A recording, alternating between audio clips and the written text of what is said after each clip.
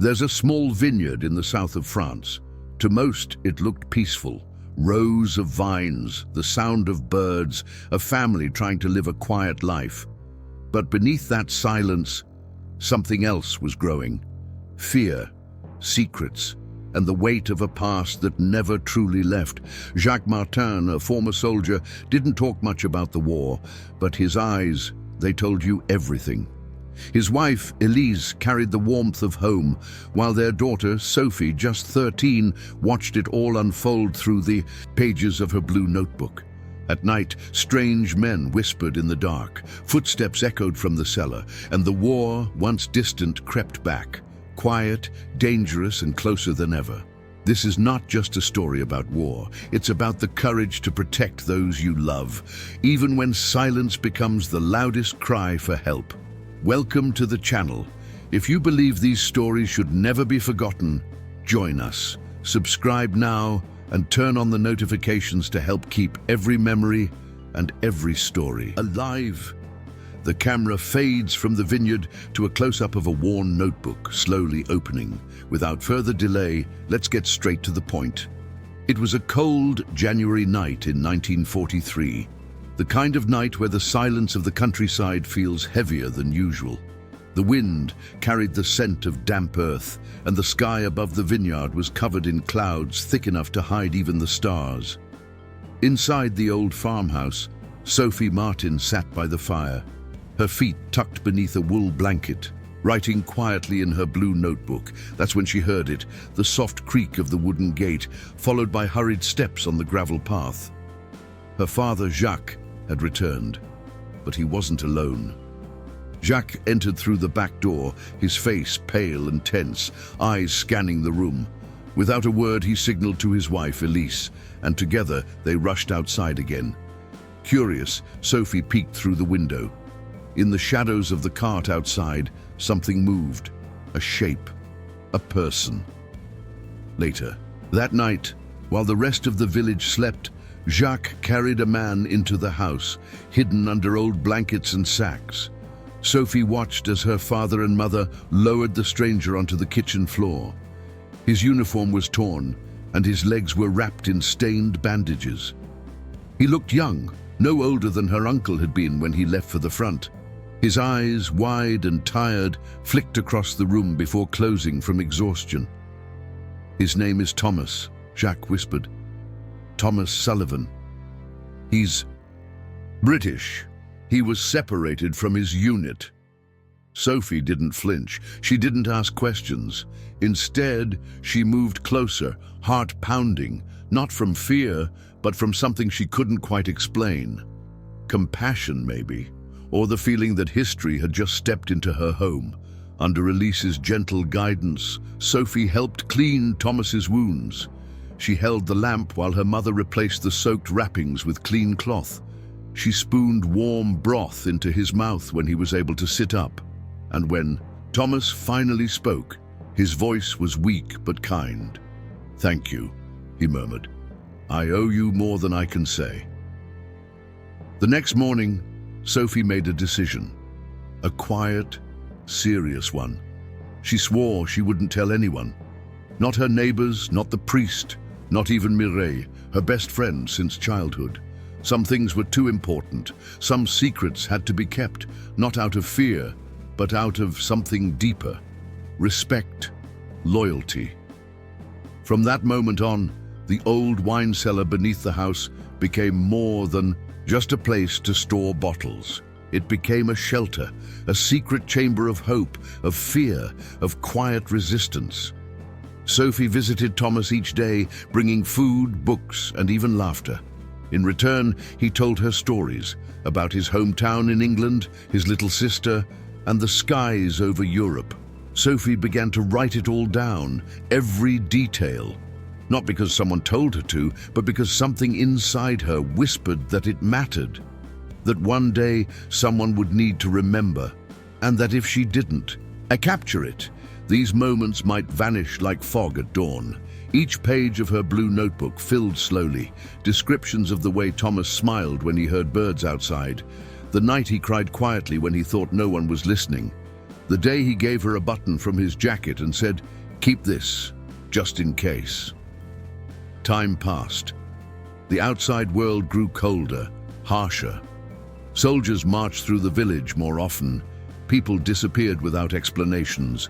But inside the Martin home, in that hidden cellar, a fragile bond held firm between a wounded stranger, a brave little girl, and a family who chose to protect rather than look away.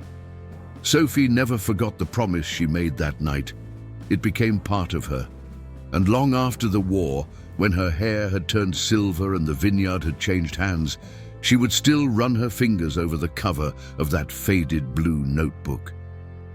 And remember, because some stories are not just meant to be told, they are meant to be passed down, whispered, from one heart to another. What began as a single act of bravery soon grew into something far greater.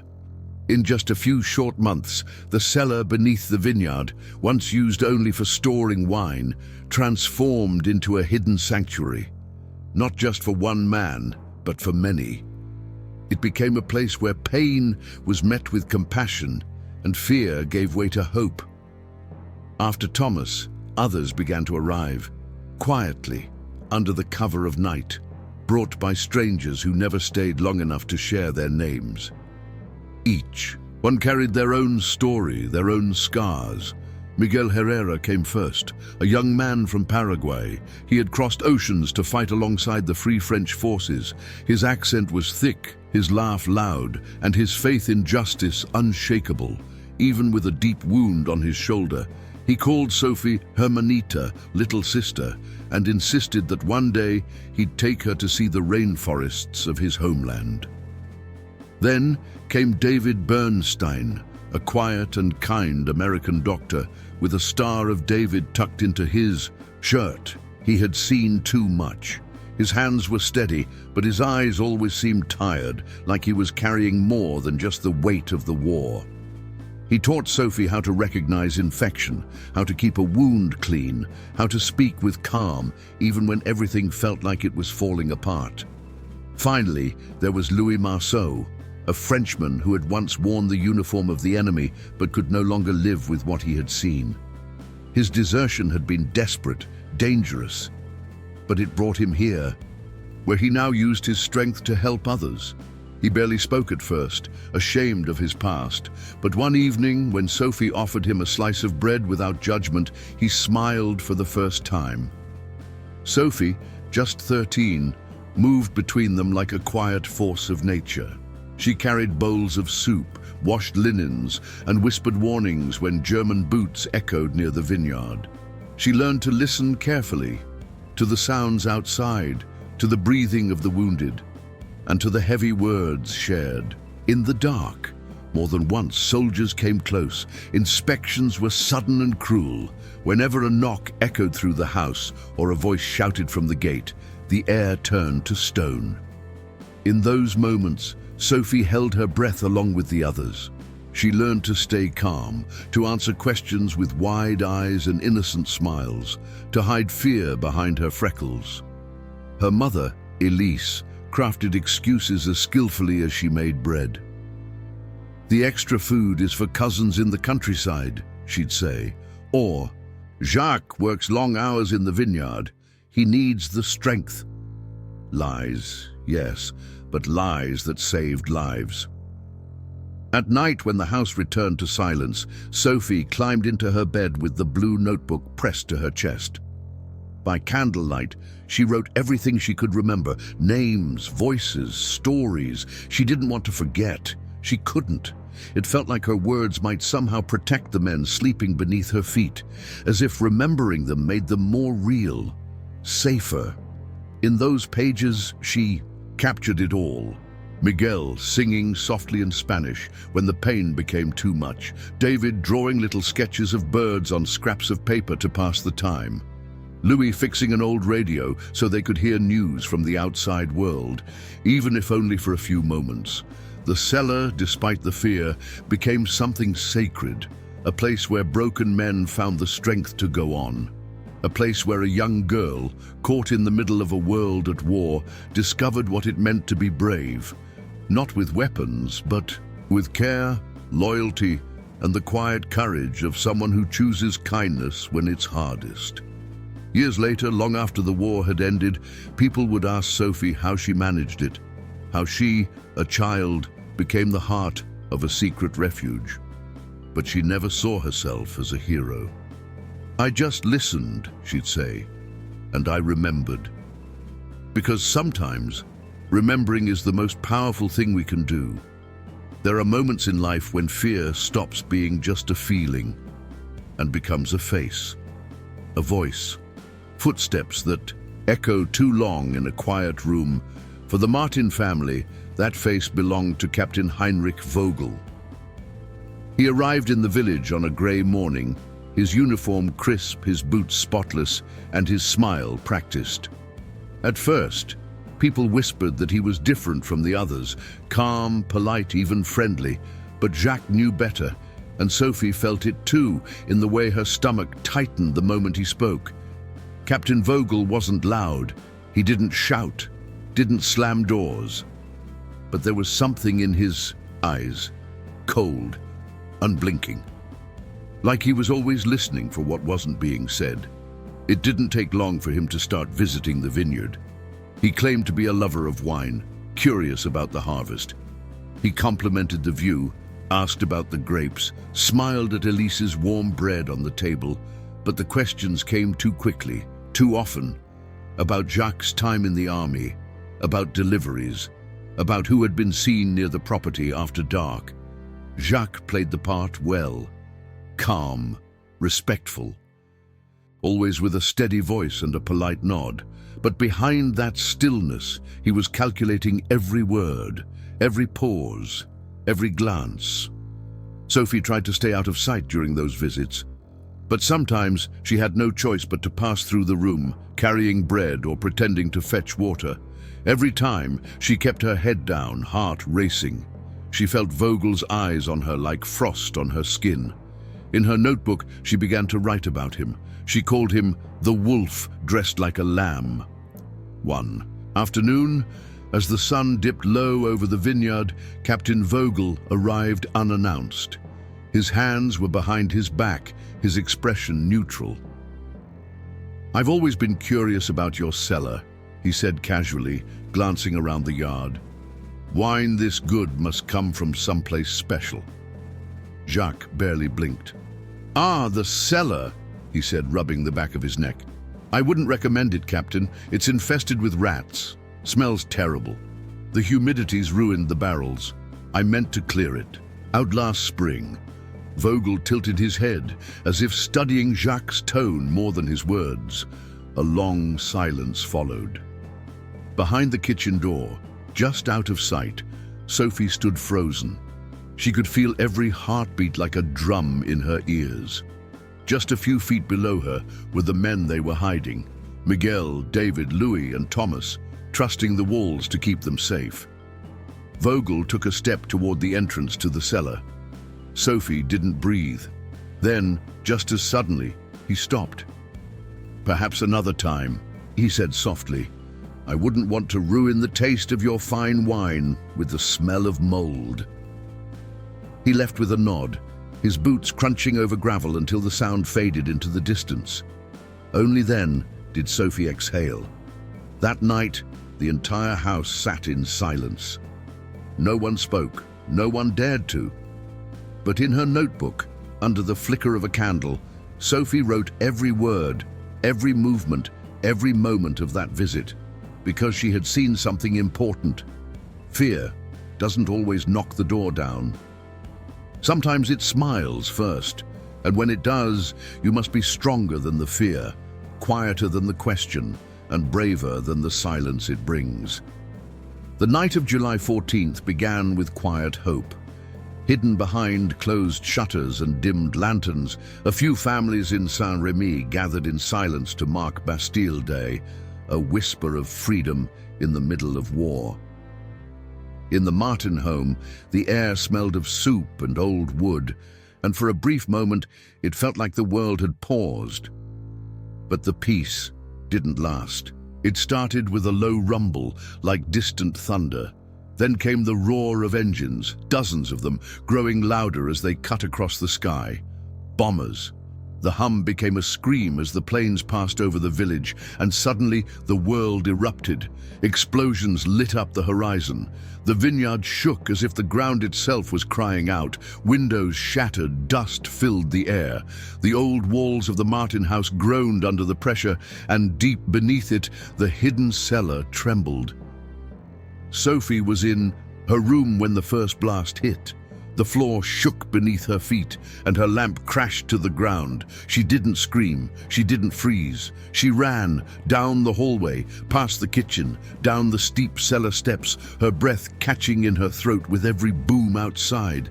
What she found below would never leave her memory. Thomas was writhing in pain, clutching his leg. David, the doctor, was trying to stop the bleeding from Miguel's chest, his hands slick with sweat and dust. A wooden beam had crashed through the ceiling, pinning Miguel to the floor. Louis knelt beside him, whispering something in French. The cellar was darker than usual, filled with smoke and the scent of earth and fear.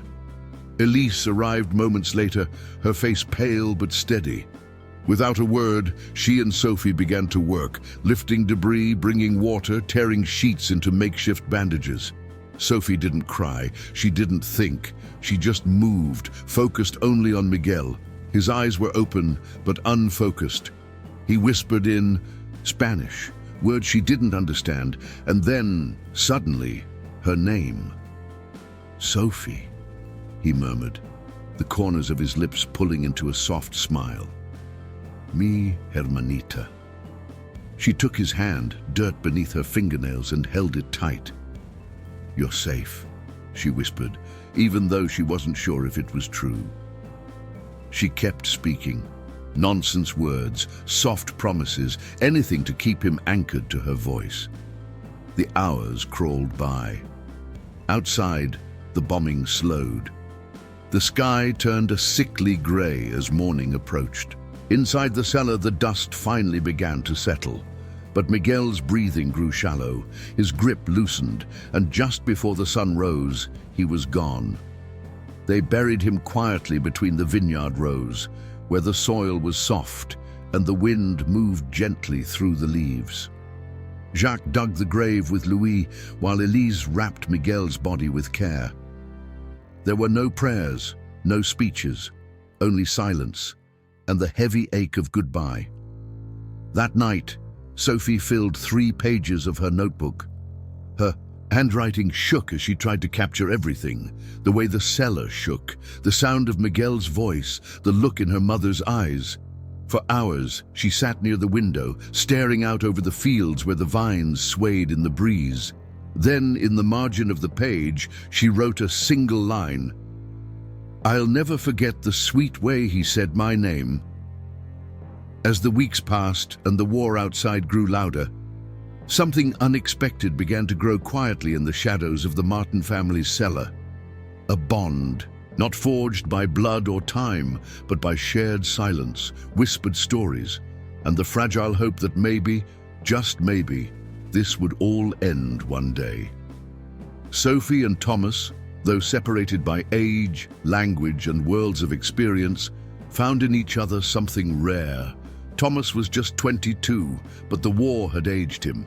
His smile came slower now, and his eyes often drifted toward the window, searching for a sky that looked like home. Still, when he looked at Sophie, his expression softened. To him, she was more than the girl who brought him food and checked his bandages. She was a reminder of everything he was trying to protect. A younger sister he never had. A light in a place that had grown far too dark. At night, when it was safe to speak, they would sit side by side on the cellar steps. Sometimes he would hum old English tunes, his voice soft and steady. One evening, he taught her the words to Scarborough Fair. She stumbled over the lyrics at first, laughing quietly, and he corrected her, with the patience of a brother. In return, Sophie taught him French words and expressions. She giggled at his accent. He smiled when she talked about her dreams, how she wanted to study medicine, how she wished she could help people the way David did. "When all this is over," she'd say, "when we're free." Thomas never interrupted. He just listened, nodding, eyes shining with something that felt like hope. One evening, as the wind howled through the vineyard and distant thunder rolled across the hills, Thomas reached into the small bag that had traveled with him since he arrived.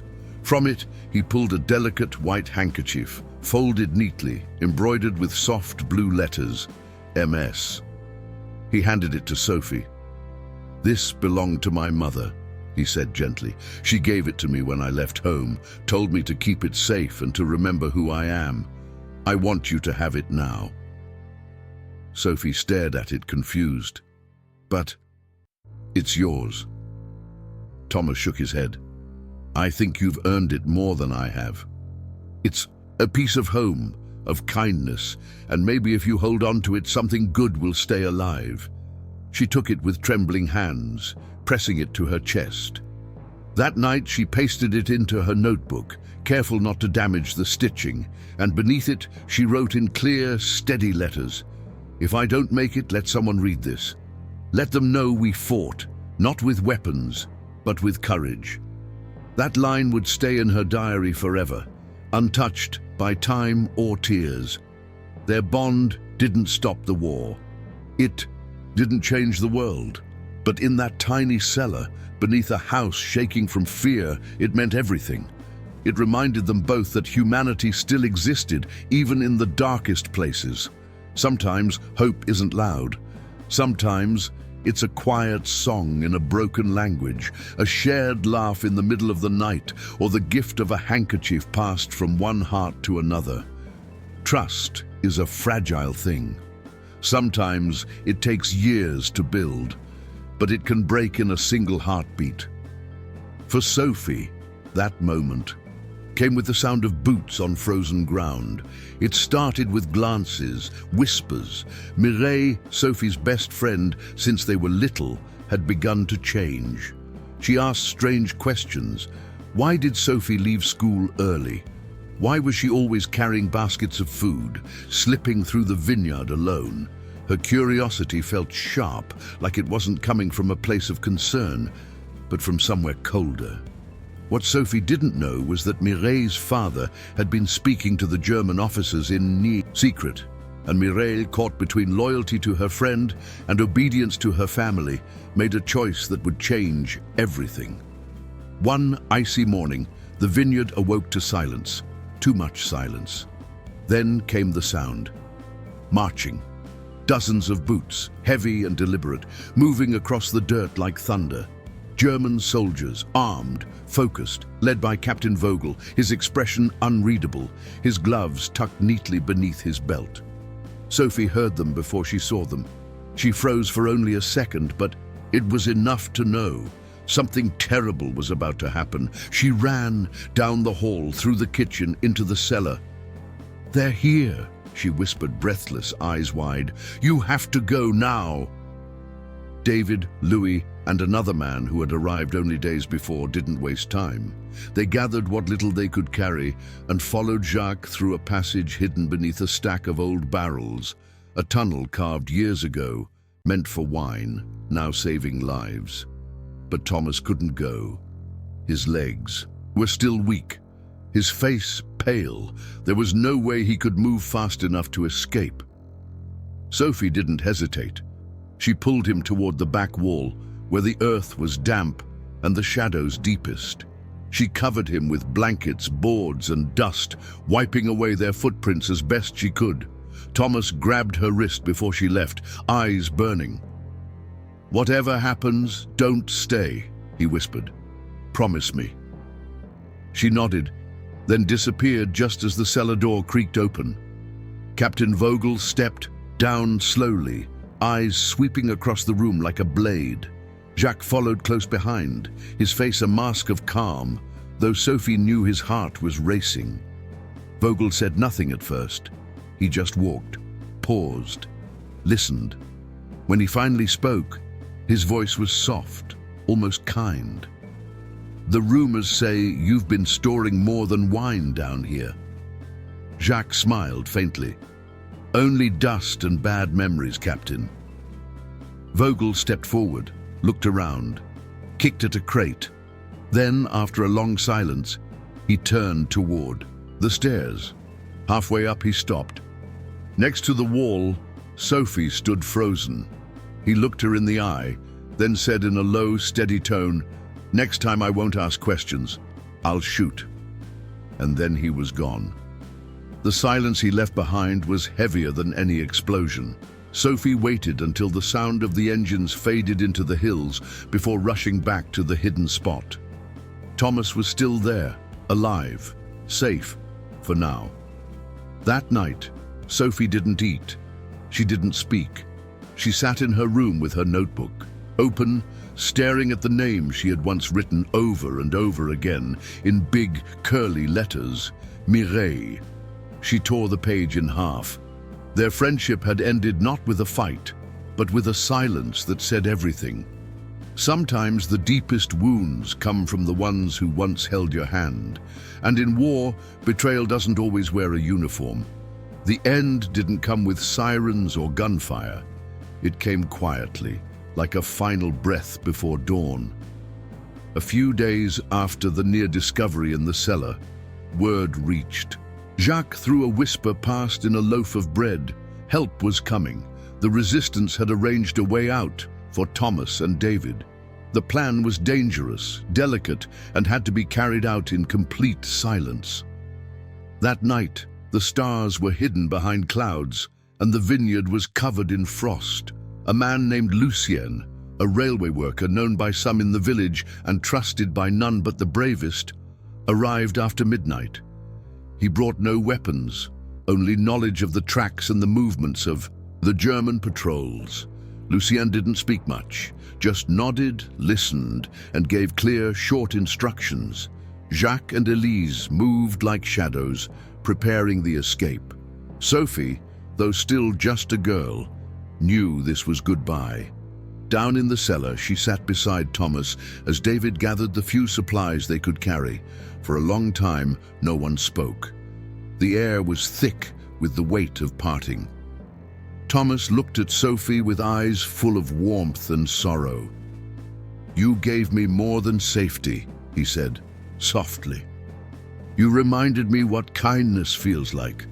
You saved me in ways no doctor ever could."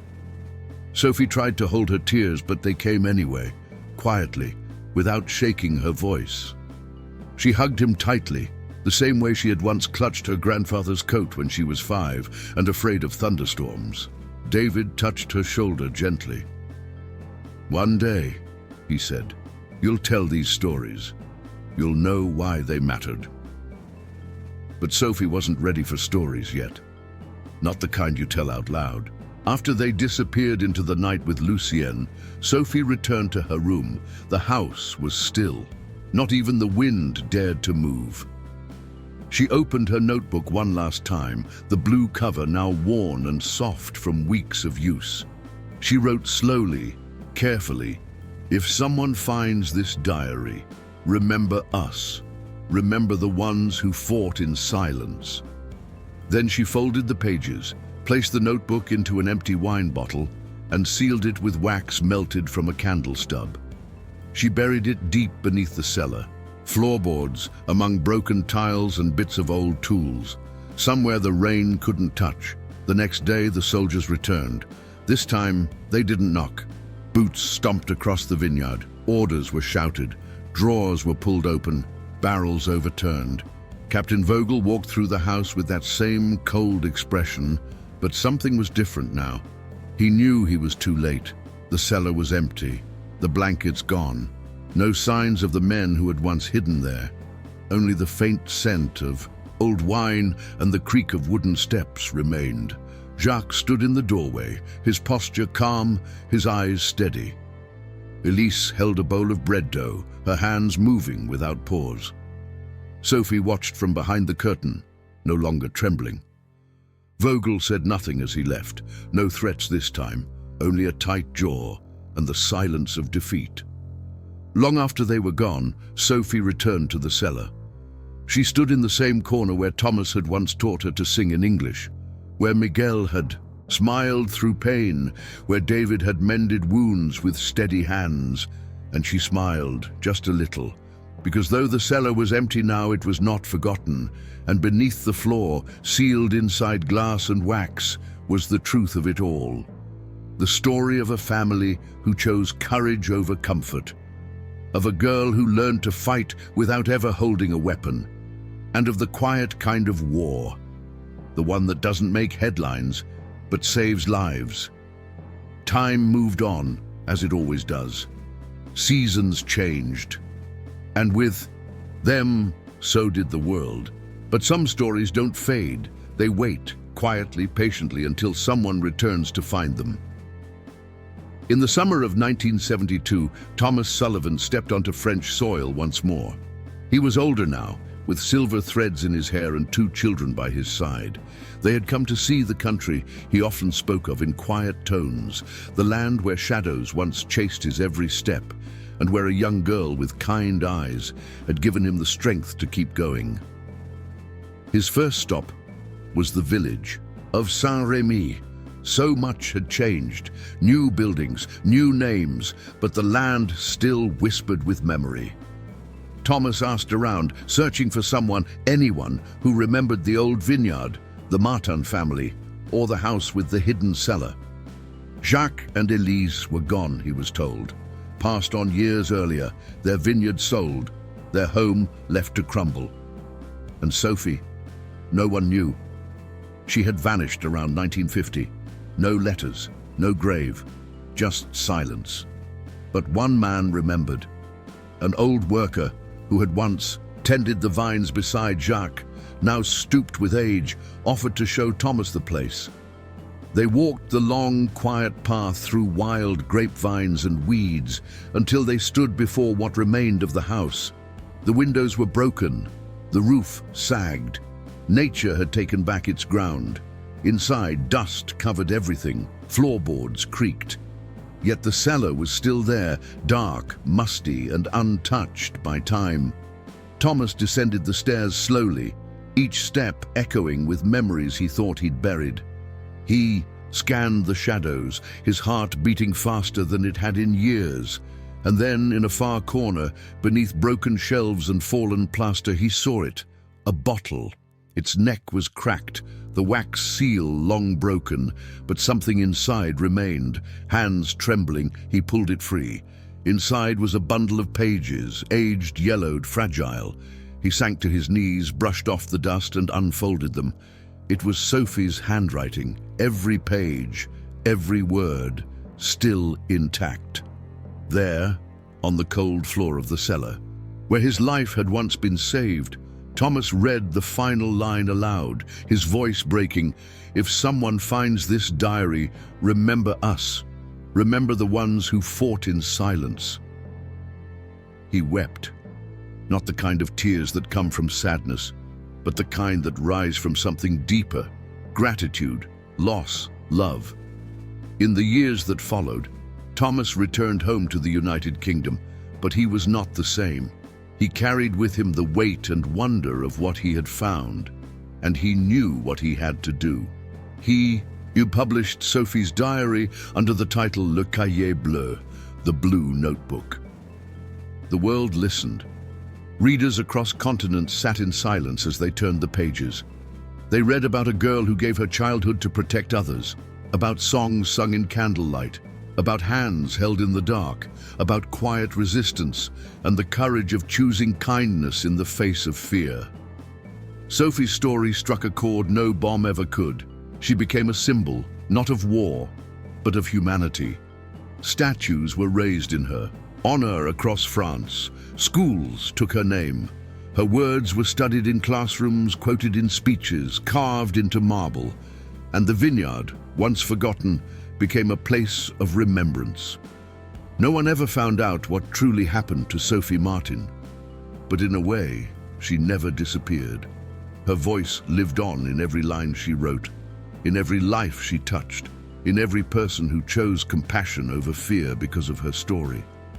and in that small blue notebook, tucked away for decades beneath stone and dust, the world rediscovered something it had almost lost: hope. She never wore a uniform, she never held a weapon, but Sophie Martin became a soldier in her own way, one who fought not with force, but with kindness, with courage, and with silence.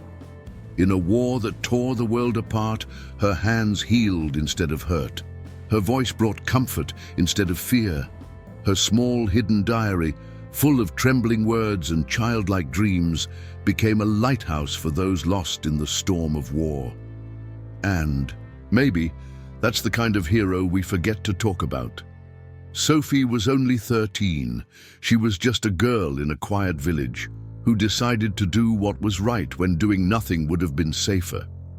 She carried the weight of the war not on her shoulders, but in her heart. Through every whispered goodbye, every shaking hand she held, every secret she kept in the shadows of a cold stone cellar. Years passed. The world moved on. But one day, in front of her statue in Saint-Rémy, a white-haired woman left a single red rose. No name, no note, only the fragrance of memory. Was it Sophie? Maybe it doesn't matter. Because sometimes the most powerful stories are not the ones carved in stone, but the ones written in fragile pages and carried in the soul of those who survived. Sophie's diary may have faded, but her spirit still lives, in every quiet act of courage, in every child who dares to care, and in every heart that chooses to remember instead of forget. Did you already know this story? What would you have done in her place? And what other stories, like Sophie's, do you think deserve to be told? Let's keep these memories alive, not just as stories from the past, but as lessons for the future. Imagine the final scenes now. Soft rays of sunlight over an empty vineyard, footsteps fading down an old stone path, a red rose resting beneath the bronze statue of a young girl as her voice echoes through time. Write it down. Someone will need to know. If this story moved you, don't let it be forgotten. Subscribe to the channel and turn on notifications to hear more real stories of silent heroes, brave souls, and moments that shaped the world. Until next time, stay close to the stories that matter, and never stop remembering those who chose to love when hate was all around them.